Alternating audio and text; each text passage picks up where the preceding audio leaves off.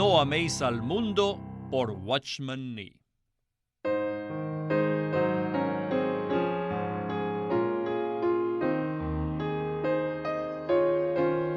Capítulo 7. Desligados del mundo. Hemos visto que la iglesia es un aguijón en el costado de Satanás que le causa un malestar agudo y reduce su libertad de movimiento. La iglesia, a pesar de que está en el mundo, no solo se rehúsa a ayudar a la construcción del mundo, sino que además persiste en pronunciar juicio sobre el mundo. Pero si es verdad que la iglesia es siempre una fuente de irritación para el mundo, asimismo, el mundo es una fuente de constante sufrimiento para la iglesia. Y debido a que el mundo siempre se está desarrollando, su poder para afligir al pueblo de Dios siempre se está expandiendo. De hecho, la iglesia hoy en día se enfrenta actualmente a una fuerza del mundo con la cual no tenía que confrontarse en los primeros días. En esos días, el pueblo de Dios empezó a sufrir persecución en la forma de asaltos físicos externos. Ellos siempre chocaban con las cosas tangibles, las cosas materiales. Pero hoy día, el problema principal que encuentran en el mundo es más sutil. Es una fuerza intangible que está detrás de las cosas materiales, y no es algo santo, sino espiritualmente maligno. El impacto de esa fuerza espiritual es mucho mayor hoy día que lo que era en aquel entonces. Y no solo es mayor, sino que además ahora tiene un elemento presente que no existía anteriormente. En Apocalipsis 9 podemos leer de un desarrollo que, según el autor de ese libro, está en un futuro lejano. Y dice: el quinto ángel tocó la trompeta, y vi una estrella que cayó del cielo a la tierra, y se le dio la llave del pozo del abismo, y abrió el pozo del abismo, y subió humo del pozo como humo de un gran horno.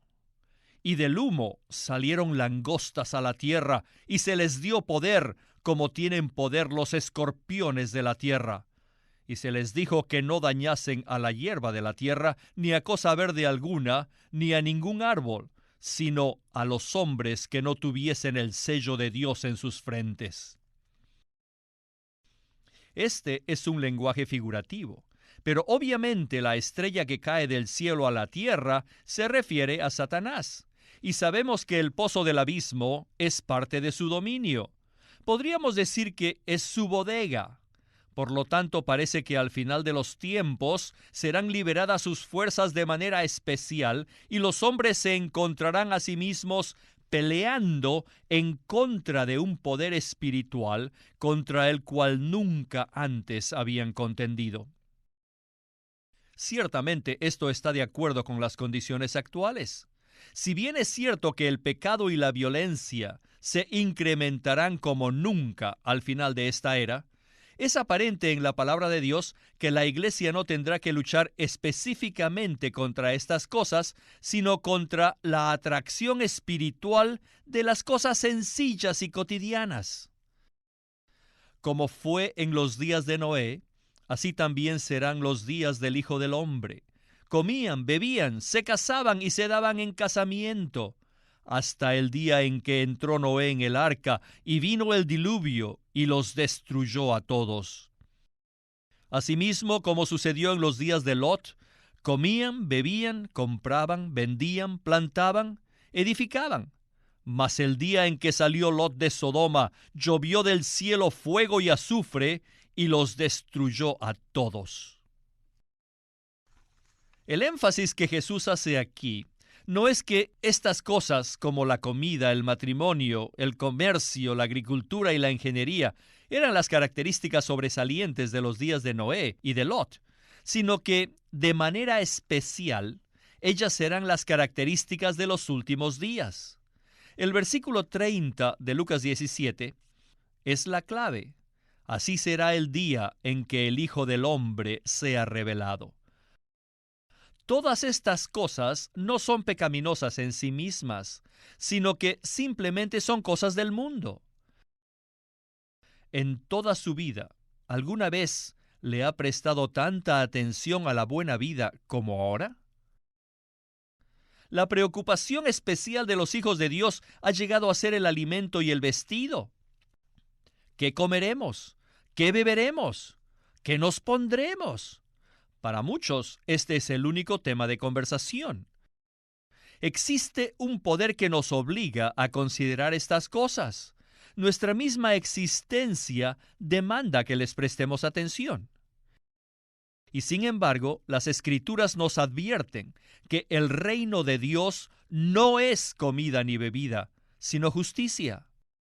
Nos anima a buscar primeramente el reino de Dios y su justicia, y nos asegura que al hacer esto, todo lo demás nos será dado por añadidura. Nos exhorta a no preocuparnos respecto a los asuntos de comida y vestido, pues si Dios cuida a las flores del campo y los pájaros del cielo, ¿no cuidará mucho más de nosotros, sus hijos? Sin embargo, a juzgar por nuestras ansiedades, parecería que ellos reciben cuidados, pero nosotros no.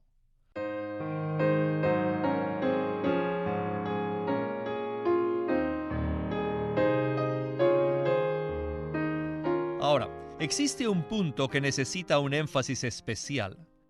La condición como andan estas cosas es anormal. En la actualidad, los cristianos se caracterizan por darle una atención indebida a la comida y a la bebida, ya sea en el extremo de subsistir o de lujo, lo cual está lejos de ser normal. De hecho, es sobrenatural, porque no nos enfrentamos simplemente con la comida o la bebida, sino que nos enfrentamos con demonios. Satanás concibió y ahora controla el orden del mundo y está dispuesto a utilizar el poder demoníaco por medio de las cosas mundanas para atraernos al mundo. El estado actual de las cosas no puede considerarse separadamente de esto. Oh, si los hijos de Dios despertaran para ver este hecho. En épocas pasadas, los santos de Dios enfrentaron toda clase de dificultades. Sin embargo, en medio de esa presión, ellos levantaron su mirada al cielo y confiaron en Dios. No obstante, por causa de las presiones actuales, muchos están confundidos y turbados y son incapaces de confiar en Él. Necesitamos darnos cuenta que Satanás es el origen de toda esta presión y confusión. Lo mismo sucede con los asuntos matrimoniales en este campo. Nunca antes se habían presentado tantos problemas como hoy en día. Existe confusión a medida que los jóvenes quebrantan las tradiciones viejas y no las pueden reemplazar con nuevas por falta de guía. Este hecho no puede explicarse de manera natural, sino de forma sobrenatural. El hecho de casarse y darse en casamiento es algo sano y normal en cualquier era. Pero en estos días existe un elemento que se está infiltrando en estas cosas que no es natural. Lo mismo ocurre con la siembra y la edificación, como también con la compra y la venta. Todas estas cosas pueden ser perfectamente legítimas y beneficiosas, pero hoy en día hay un poder detrás de ellas que presiona al hombre hasta perturbarlo y hacerle perder el equilibrio. La fuerza maligna que le da energía al sistema del mundo ha precipitado las cosas a un punto en que vemos dos extremos. Un extremo es la total inhabilidad de lograr que los ingresos suplan su necesidad. Y el otro extremo es la oportunidad inusual de amasar riquezas. Por un lado, muchos cristianos pasan dificultades económicas sin precedentes. Por el otro, muchos se enfrentan con oportunidades para enriquecerse también sin precedentes. Ambas condiciones son anormales. Si pudiéramos escuchar las conversaciones en los hogares hoy en día, escucharíamos comentarios como los siguientes. La semana pasada compré esto y aquello, estoy contento que ahorré bastante. O, afortunadamente lo compré hace un año, de otra manera hubiera perdido bastante dinero. O, si usted quiere vender, es mejor que lo haga ahora porque el mercado está bueno. ¿Ha notado cómo la gente anda de aquí para allá con esa fiebre por hacer negocios? Los médicos almacenan harina, los fabricantes de telas venden papel, y los hombres y las mujeres que jamás antes habían tocado estas cosas son arrastrados por la corriente de la especulación. Se han visto atrapados en un torbellino comercial que los hace girar vertiginosamente. ¿Se dan cuenta que este estado actual de cosas no es natural? ¿No se dan cuenta que aquí hay un poder que cautiva a los hombres? Las personas no actúan sensatamente, están fuera de sí. El afán de comprar y vender no es solo una cuestión de ganar dinero o de perderlo, sino es un asunto de entrar en contacto con el sistema de Satanás. Estamos viviendo en los últimos tiempos, en una época en la cual se ha liberado un poder especial que empuja a los hombres, quieran o no. Así que el asunto actual no es tanto la pecaminosidad, sino la mundanalidad. ¿Quién se atrevería a decir que hacemos mal en comer y beber? ¿Quién desaprobaría el hecho de casarse y darse en casamiento? ¿Quién cuestionaría nuestro derecho de comprar y vender? Estas cosas no son malas en sí mismas. El mal yace en el poder espiritual que está detrás de ellas, por medio de las cuales presiona incesantemente sobre nosotros. Oh, debemos despertarnos para ver que estas cosas, que son tan comunes y tan simples, sin embargo son usadas por Satanás para atrapar a los hijos de Dios en la gran red de su orden mundano.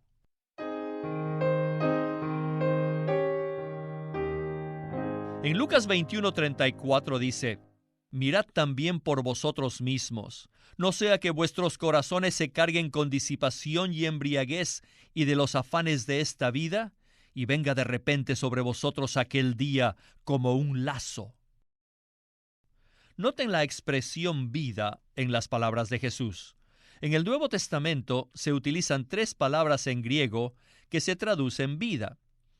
Zoe, la vida espiritual; psuche, la vida psicológica; y bios, la vida biológica. La palabra griega que se usa en este versículo es el adjetivo bióticos, y que significa de esta vida.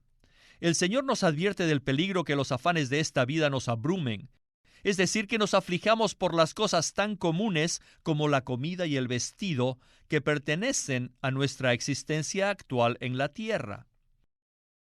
Adán y Eva cayeron por una cosa tan sencilla como esta, y muchos cristianos olvidarán el llamado celestial de Dios por cosas tan simples como estas.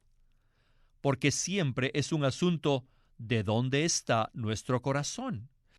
Se nos exhorta a que no permitamos que nuestros corazones estén sobrecargados o agobiados con estas cosas para nuestra pérdida. Es decir, no debemos llevar esta carga sobre nosotros a tal punto que llegue a aplastarnos. En cierto sentido, debemos desligarnos en el espíritu de nuestros bienes, ya sea nuestra casa o el campo. Debemos darnos cuenta de quiénes somos. Somos la iglesia, la luz del mundo, que brilla en las tinieblas. Debemos vivir nuestras vidas aquí en la tierra como tales personas. Hubo un tiempo en que la iglesia rechazó el camino del mundo. Ahora no solo las usa, sino que además abusa de ellas. Por supuesto que debemos usar el mundo porque lo necesitamos, pero no debemos quererlo, ni debemos desearlo. Así que Jesús continúa diciendo en Lucas 21:36, Velad pues en todo tiempo, rogando para que logréis escapar de todas estas cosas que van a suceder y estar en pie delante del Hijo del Hombre. ¿Nos exhortaría Dios a velar y orar si no hubiese una fuerza espiritual de la cual tenemos que guardarnos?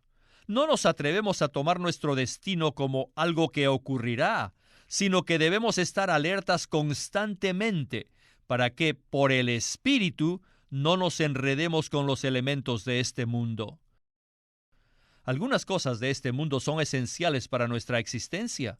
Es legítimo preocuparnos por ellas, pero estar sobrecargados con ellas es ilegítimo y puede hacer que perdamos el derecho a lo mejor que Dios tiene para nosotros.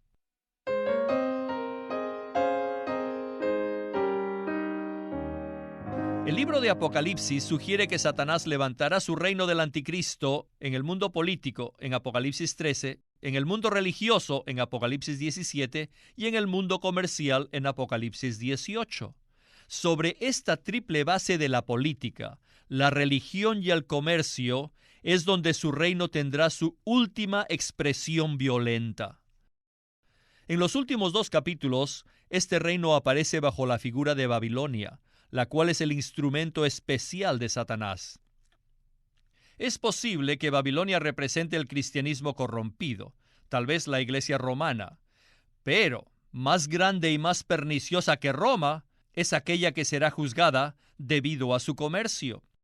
Todo el relato del capítulo 18 gira alrededor de los comerciantes y las mercaderías, aquellos que se lamentan por la caída de la gran ciudad, desde el rey hasta el timonel del barco. Todos deploran que su comercio floreciente haya cesado repentinamente.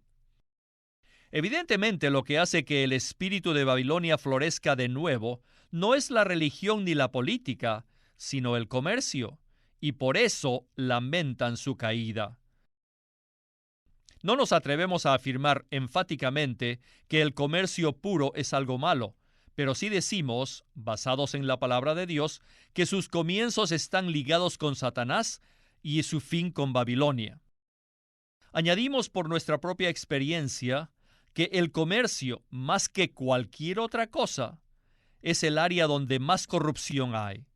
Y esta es la corrupción que hay en el mundo a causa de la concupiscencia, pues persigue incansablemente al cristiano, aún a los de más elevados principios, y si no fuera por la gracia de Dios, lo alcanzaría y sería fácil vencerlo y derrotarlo.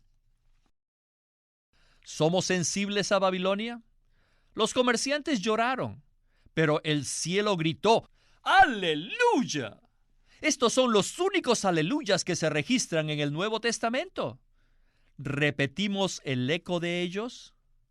Cuando entramos en contacto con el comercio, estamos en una esfera muy peligrosa. Si por causa de nuestro trabajo nos involucramos en el comercio puro, y si lo hacemos con temor y temblor, podremos escaparnos del lazo del diablo con la ayuda de Dios. Pero si tenemos mucha confianza en nosotros mismos, entonces no tendremos esperanza de escapar de la búsqueda personal sin escrúpulos que engendra tal negocio. Así que el problema al que nos enfrentamos actualmente no es cómo refrenarnos de comprar y de vender, de comer y de beber, de casarnos y darnos en casamiento. El problema ahora es cómo eludir el poder que yace detrás de estas cosas, porque no nos atrevemos a permitir que este poder triunfe sobre nosotros. Entonces, ¿cuál es el secreto para guardar nuestras cosas materiales en la voluntad de Dios? Sin duda, la respuesta es mantenerlas para Dios, es decir, que no estamos acaparando valores inútiles o amasando grandes depósitos bancarios, sino acumulando tesoros a su cuenta. Usted y yo debemos estar perfectamente dispuestos a deshacernos de cualquier cosa en cualquier momento. No importa si dejo $2,000 o solo 2. Lo que importa es si puedo dejar cualquier cosa que tenga en cualquier momento sin ni una pizca de remordimiento. No estoy sugiriendo con esto que debemos procurar deshacernos de todo. Ese no es el punto. El punto es que, como hijos de Dios, usted y yo no debemos acumular cosas para nosotros mismos. Si yo guardo algo, es porque Dios ha hablado a mi corazón. Y si me separo de algo, es por la misma razón. Yo estoy bajo la voluntad de Dios y no tengo temor que Él me pida que dé algo. Cuando venga el llamado para dejar atrás cualquier cosa, lo puedo hacer sin remordimiento porque no las amo. Esto es lo que significa ser desligados, ser libres, ser separados para Dios.